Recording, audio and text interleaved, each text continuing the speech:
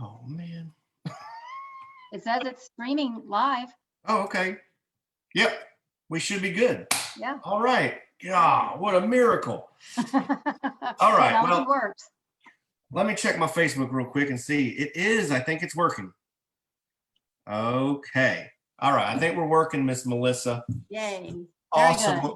Well, thank you for your patience. I know that everybody out there. I'm sorry. I'm quite behind. It's 6:26, and I just am having the biggest time trying to figure out this Facebook Live streaming of these Zoom meetings. But I think we're in business. All right. So thanks everybody for tuning in. It's about 6:30 on Tuesday night, October 27th. This is Brian Welch, candidate for the Leon County Commission, District 4 seat. And I am joined tonight by Melissa Templar, who is a resident of Summerbrooke here in Northeast Tallahassee. And she is kind enough to join me. This is the second time we've done this and have had all kinds of difficulties. And so finally, maybe it is, the fates are aligned. We are supposed to speak and let everybody hear about your experiences as a resident in Northeast Tallahassee. Just to give everybody a quick update, instead of doing a truck chat, I'll just do this. It's 1 week until Election Day, which is exciting.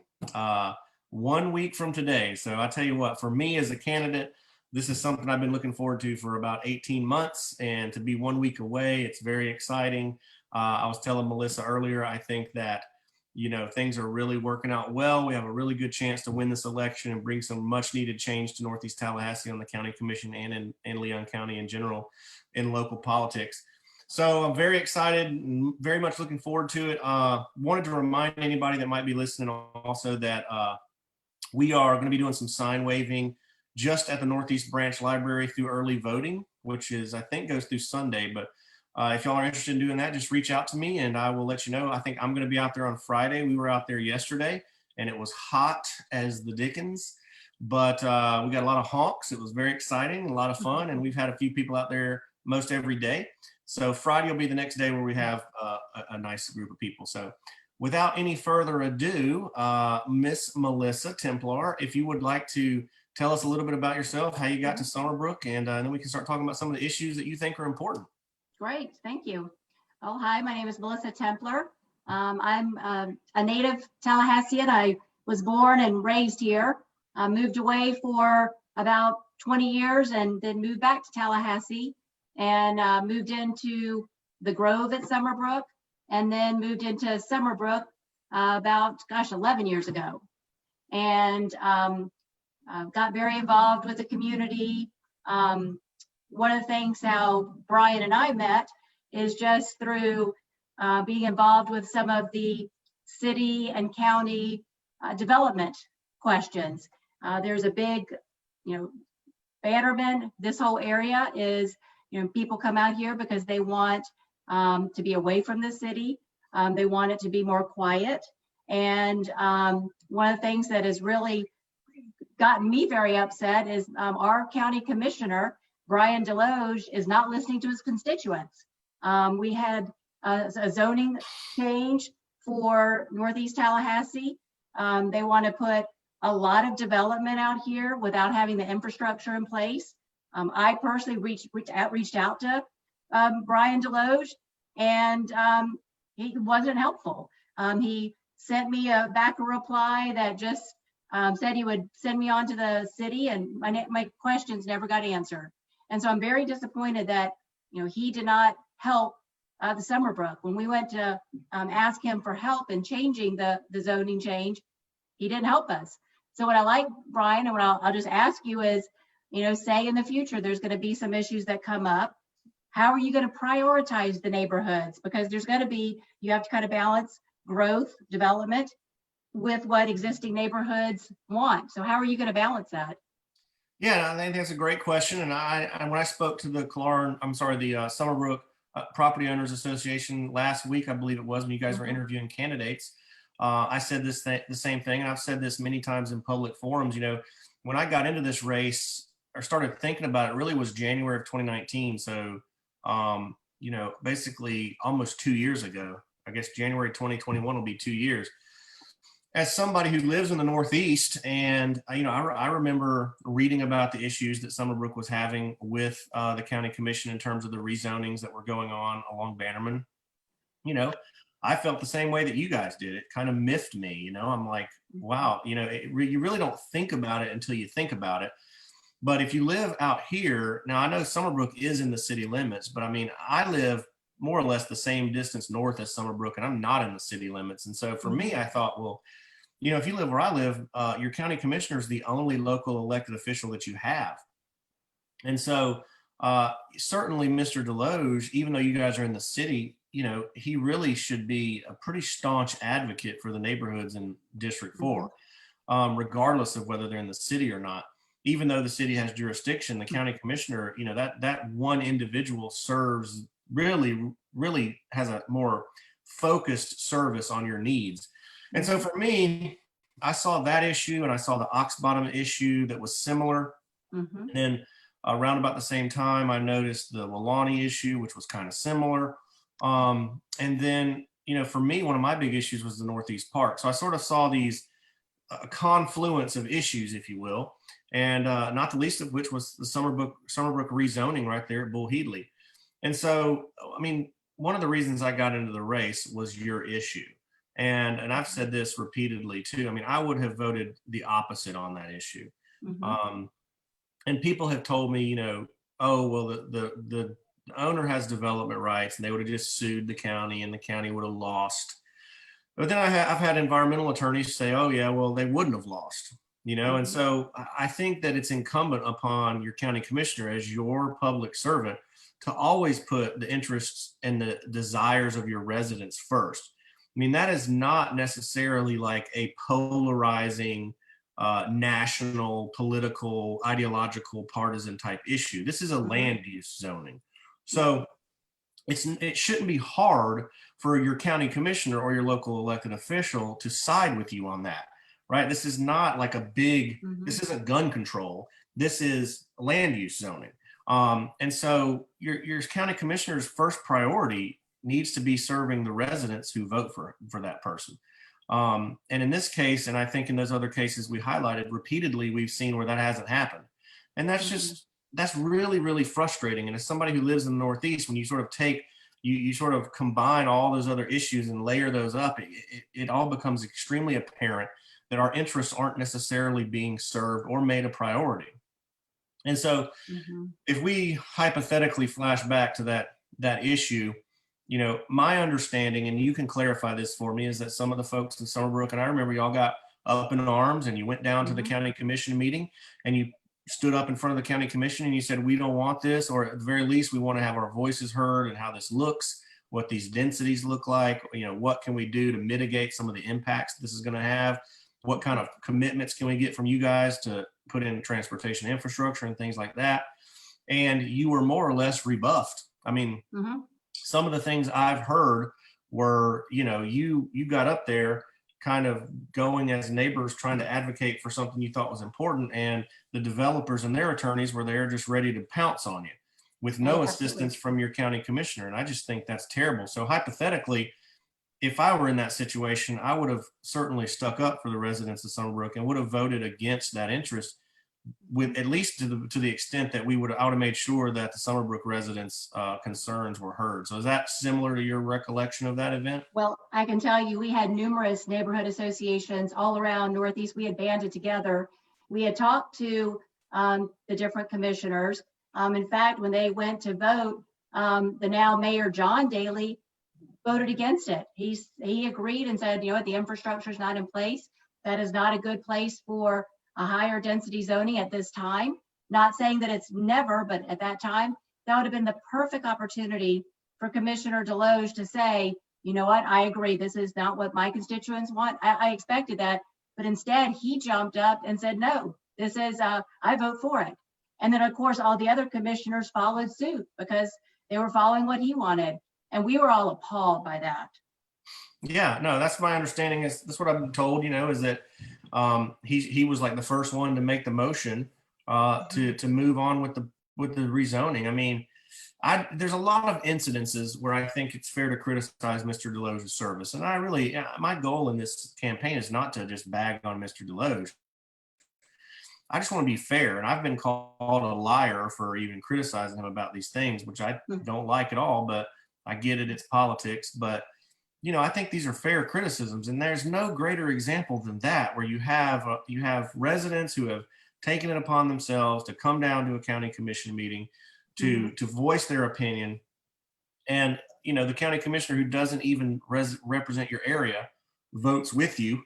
And the county commissioner who does represent your area votes against you vocally, makes the motion, and then just provides cover for the other 4 or 5 county commissioners to back his play, which, you know, that is hard to understand. I mean, I don't know why that kind of stuff has happened repeatedly now that we've seen in Northeast Tallahassee when it comes to development issues, but it certainly seems to keep happening. And I think that if I win this election, that issue alone, the development issues in Northeast Tallahassee, will have no small part in that. That is a big problem. It is just a big problem.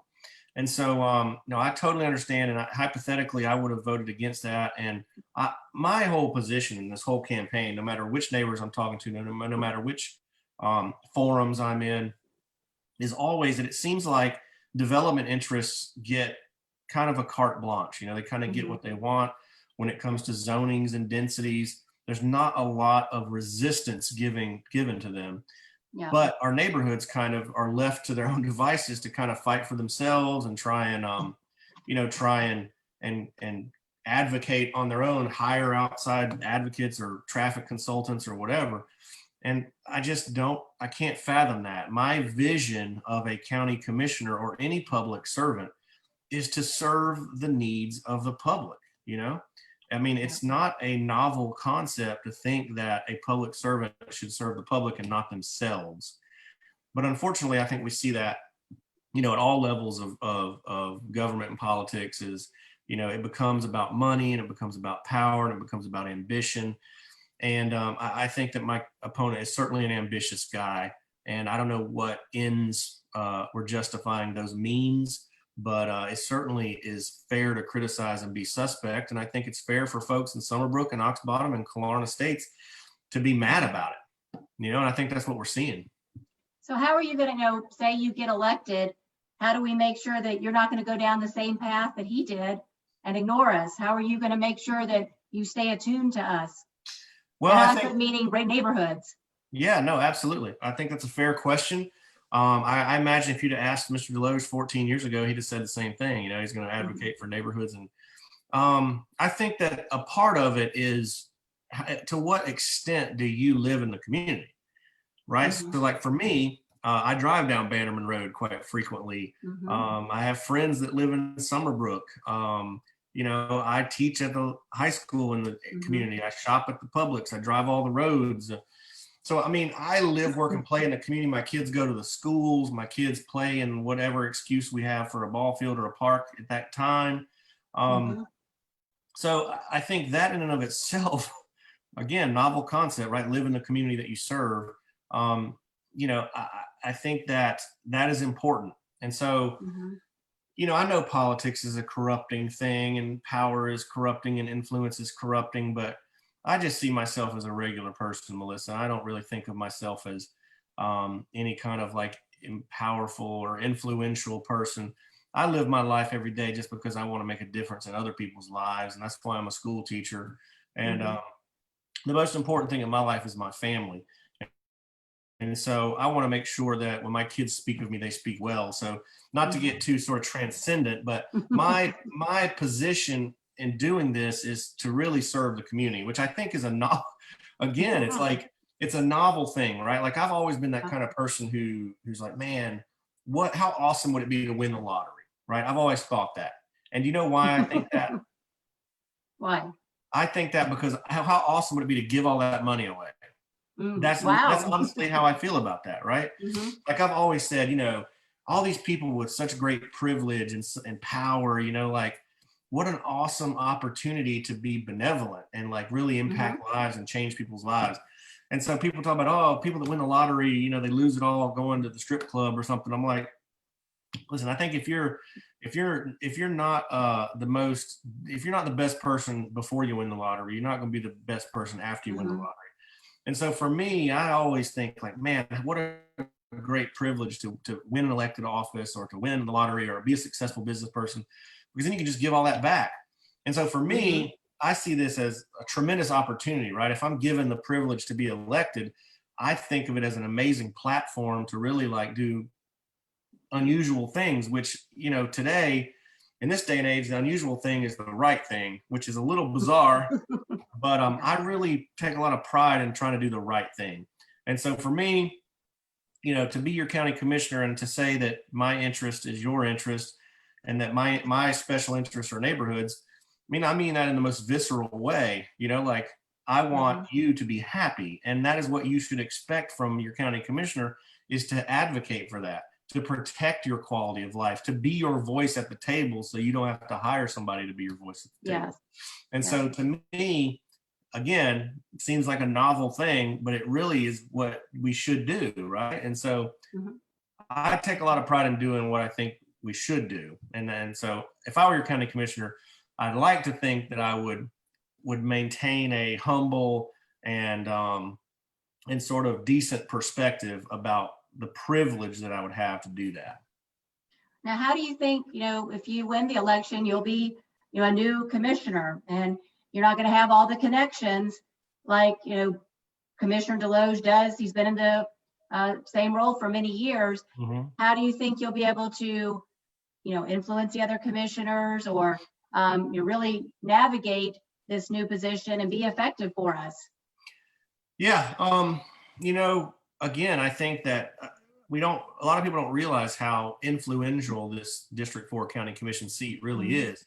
You're talking about, somewhere between 35 and 40% of the tax base of the whole county, and 35 to Mhm. 40% of the entire electorate of the whole county.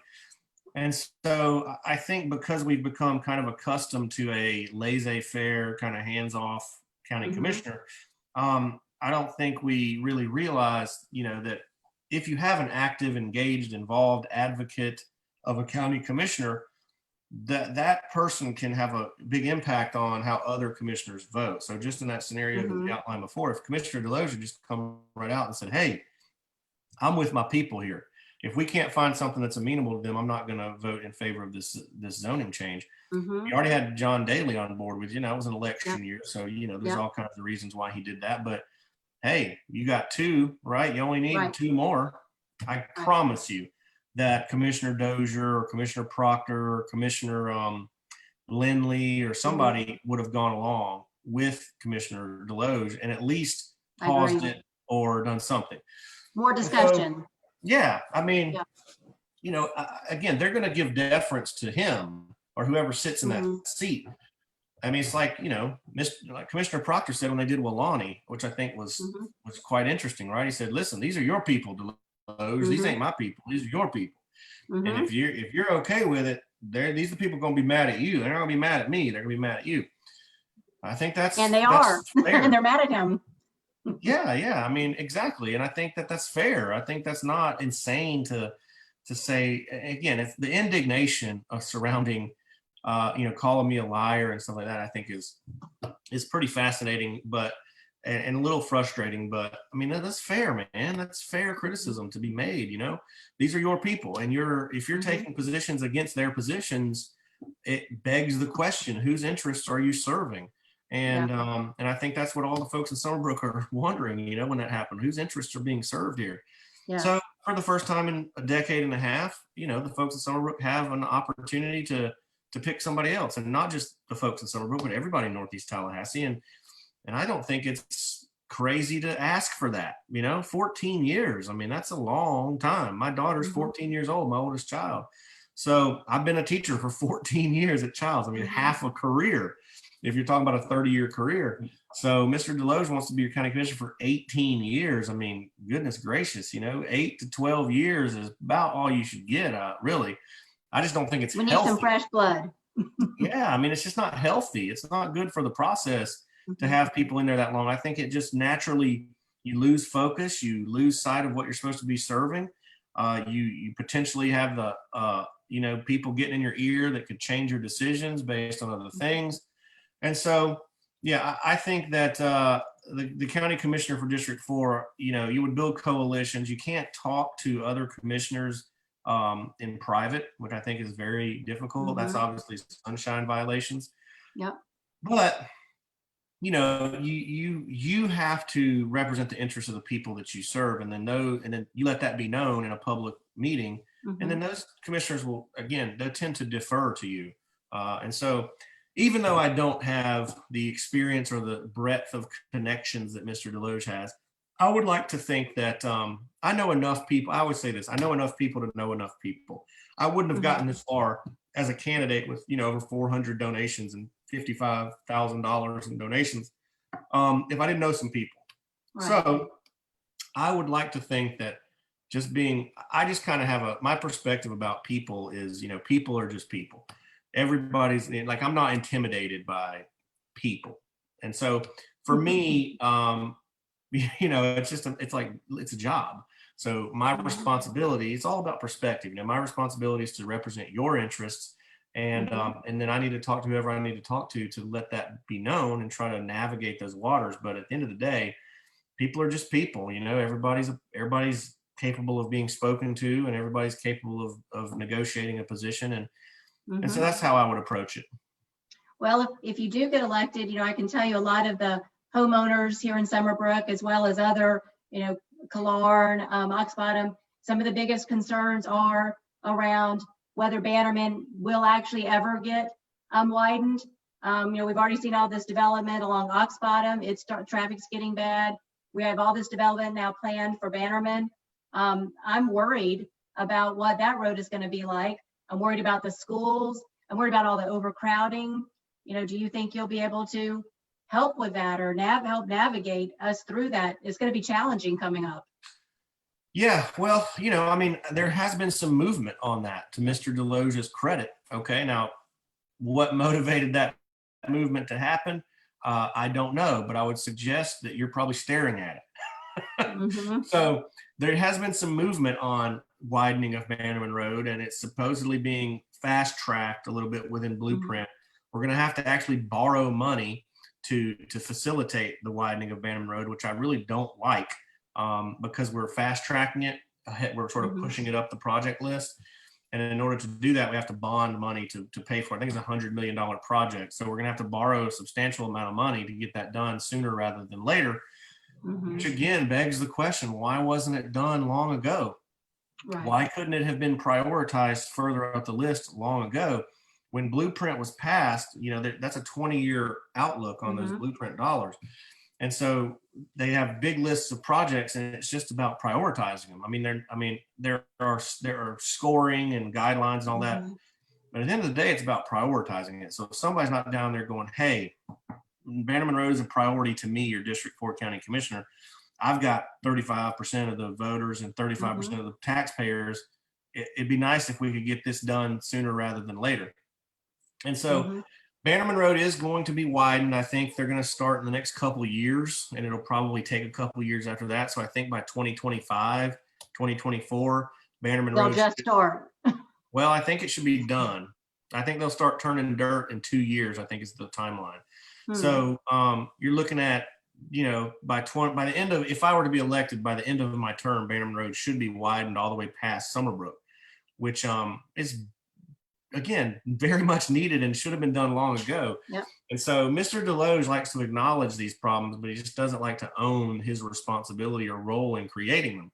And so he talks about how Bannerman Road, he was interviewed by Tallahassee Magazine in 2006 when he was elected as like a new face in local politics. And he said, "Oh, we're going to get Bannerman Road widened, and people have just been ignoring it on the county commission." Well, that was 14 years ago, so it's like, man, you've known it's a problem.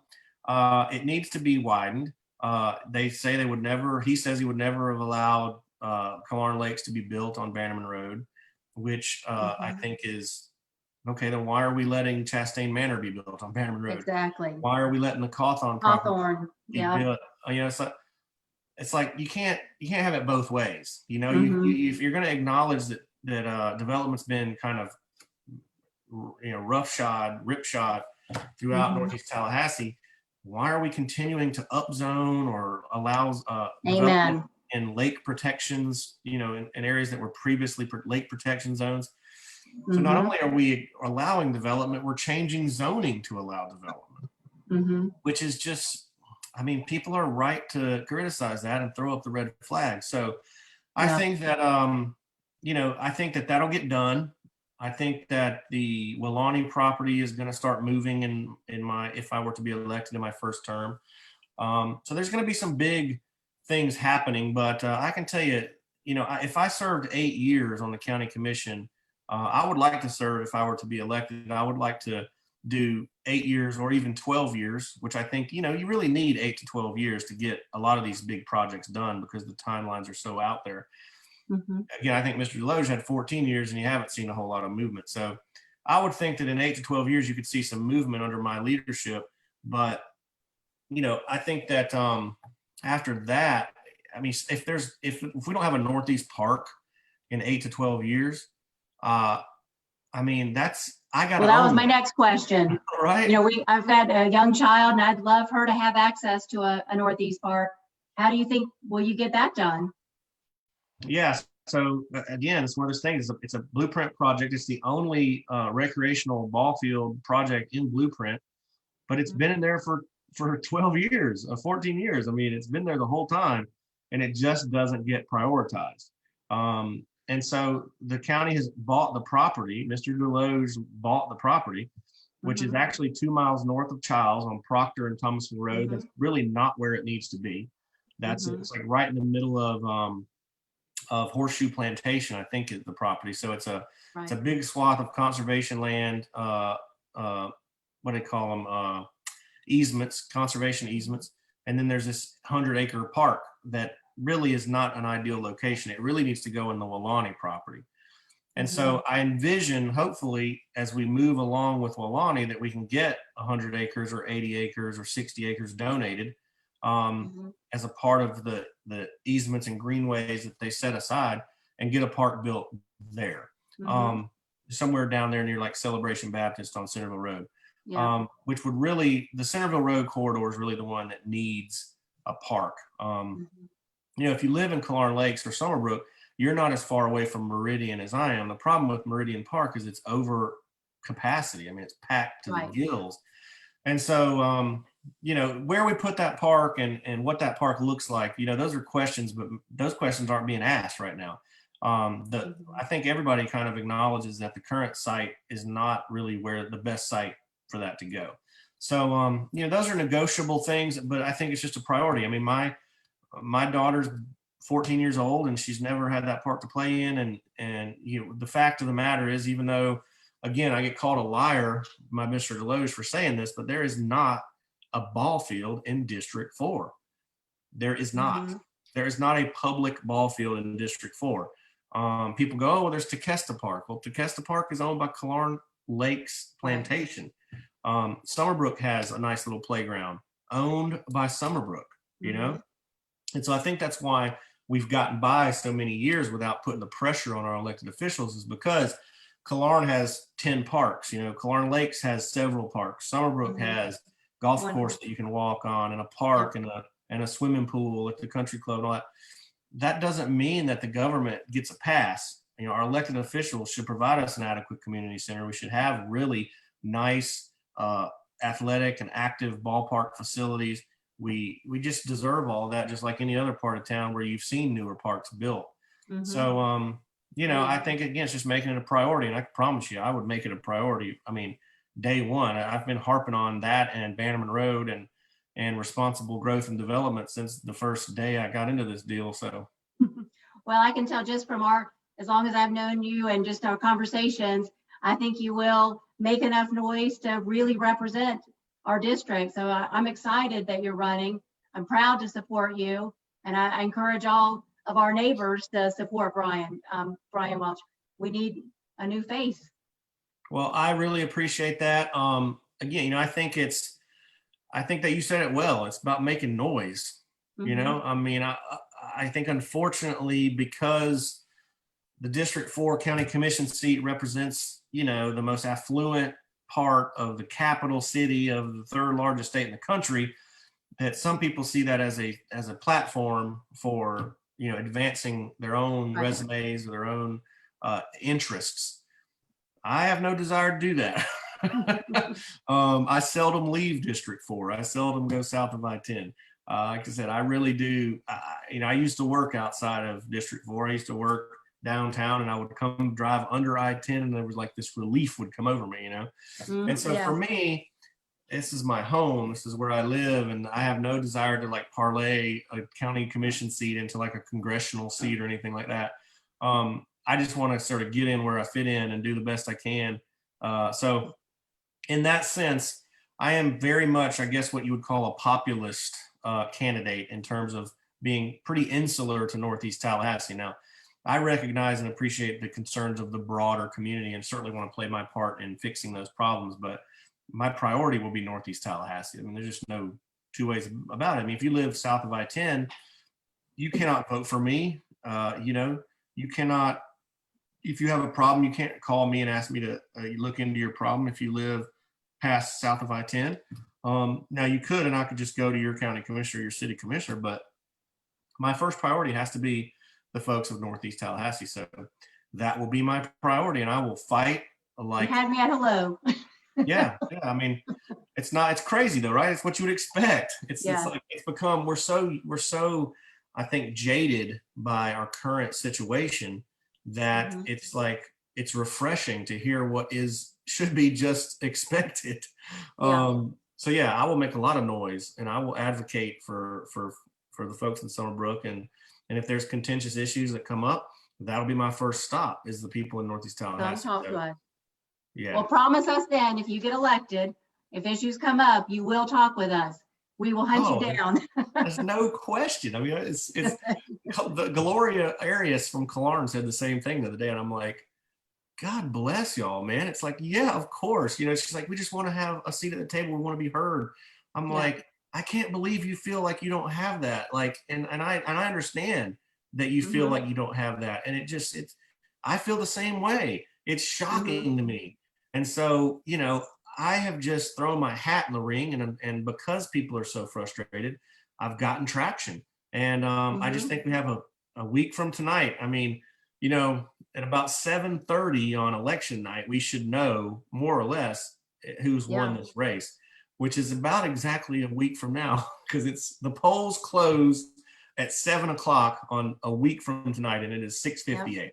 So it's an interesting time. I certainly appreciate you taking the time to speak with me.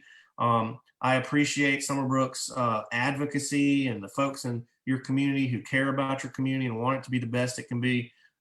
In the same way, I care about it and I want it to be the best it can be. I can probably go to every other house in Summerbrook, and I've taught a kid there, or I've taught an uncle or a cousin of a kid there. So I'm very familiar with the community, and I just want it to be the best. And I want that for every neighborhood, and I want that for our whole Northeast community.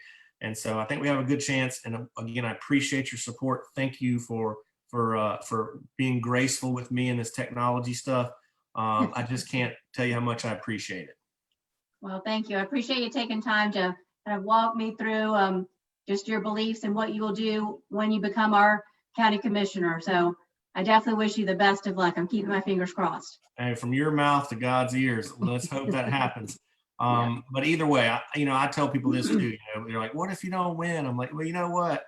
I have kind of placed myself now at the tip of the spear for Northeast Tallahassee, so I'm going to keep fighting no matter what happens for the betterment of our community. So I appreciate your support. Thank you again. Have a great night, and anybody that's listening in Summerbrook or any part of Northeast Tallahassee, please reach out to me if you have any questions or concerns. I would certainly appreciate your support. If you haven't voted, I think a lot of people have already voted. But if you haven't voted, I appreciate you bubbling it for the right Brian, Brian. Right. But I seriously am humbled by everybody's support. We really, over the past 2 or 3 months, as we've gotten into the end stretch, we've really got a lot of support. And so it's humbling to me. I really, really appreciate it. I'm looking forward to potentially serving our community, and just encourage everybody to reach out if you want to come wave some signs. we'll be out there at the Northeast Library on Friday afternoon from 4 to 6. Come out and meet us and wave some signs. And other than that, Melissa, thank you so much again. Have a great night. I just can't tell you how much I appreciate it. Thank you. Thanks for your Yes, time ma'am. too. Awesome. Bye. All right. Good night. Good night.